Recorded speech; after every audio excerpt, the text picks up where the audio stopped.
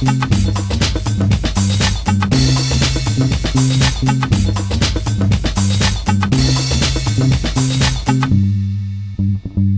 here in Humboldt Park previewing Riot Fest. My name is Leor Galil, and I'm with the Chicago Reader. I'm Mark Guarino with the Chicago Sun-Times. And one of the first acts that we're excited to see on Friday is Saul Williams.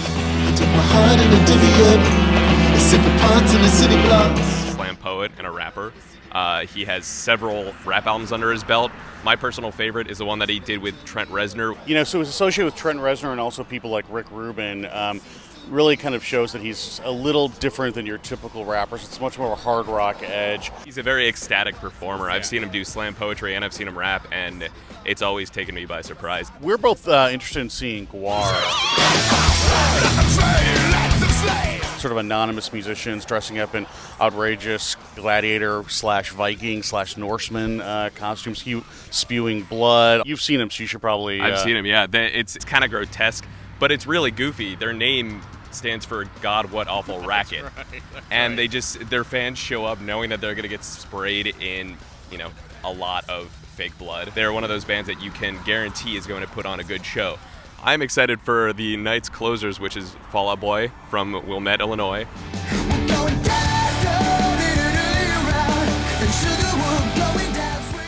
They recently reunited. They were on a hiatus and they came out with an album called Save Rock and Roll. They're very passionate, and Patrick Stump is a fantastic frontman. He doesn't so much whine as he just wails in a really beautiful way. And a lot of the songs on the new album are really great. Early in day 2, a band from Missouri called Rad Key. It's 3 teenagers who sound like they were in their mid-20s, in the 70s. Really tight, kind of clean punk rock. One band I'm looking forward to on Saturday is Devotchka.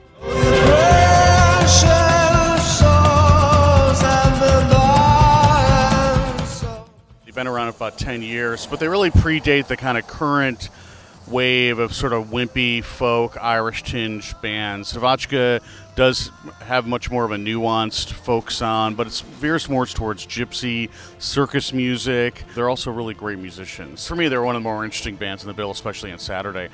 The band we both agree that the curiosity factor is high is Flag. This is a patchwork of different members who used to be in the band Black Flag. The thing I like about Flag is, unlike a lot of the other reunited bands or legacy bands that are playing Riot Fest this year, you kind of don't necessarily know what to expect. Yeah, you're right, and I think that what we should expect is not necessarily some sort of purity of the actual band itself, but a real deliverance of a sound that all these musicians defined. So if you want to kind of relive exactly what that sound was, here's the guys who are doing it. We both agree that Sunday is going to be our favorite day of Riot Fest. The most newsworthy reunion of the day, of the entire festival, of the entire year, is The Replacements. For purists, again, not really The Replacements. It's Paul Westerberg and Tommy Stinson, the bassist. From the YouTube clips I've seen, you're going to see all the classics the band's known for.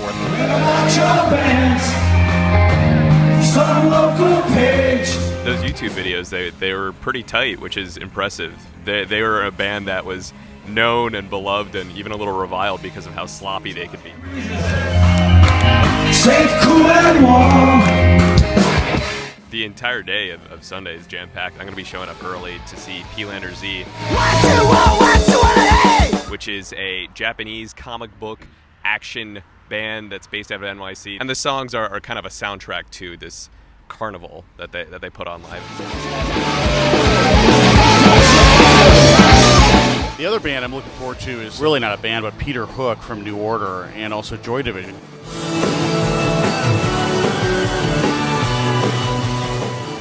He's promising to play nothing but Joy Division for his set. I'm also really interested to see how he's going to play these Joy Division songs live. He's singing them, it's not Ian singing.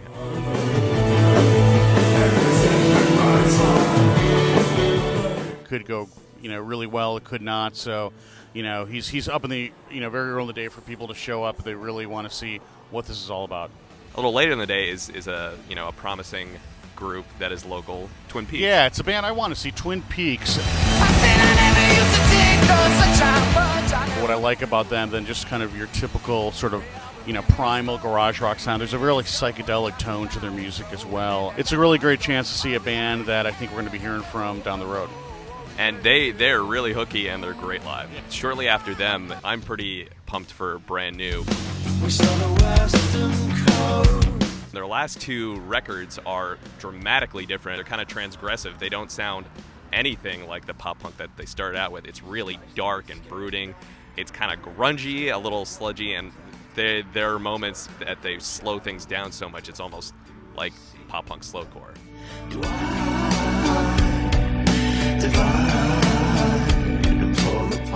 Bands that we know of doing unexpected things. I mean, that's probably the more interesting thing about this festival. It's too sly to hold back on my dog. This is the last big festival of the season, and it's a great one to end on. That's right. I'm Mark Guarino with the Chicago Sun-Times. And I'm Leor Galil with the Chicago Reader. Thank you for joining us.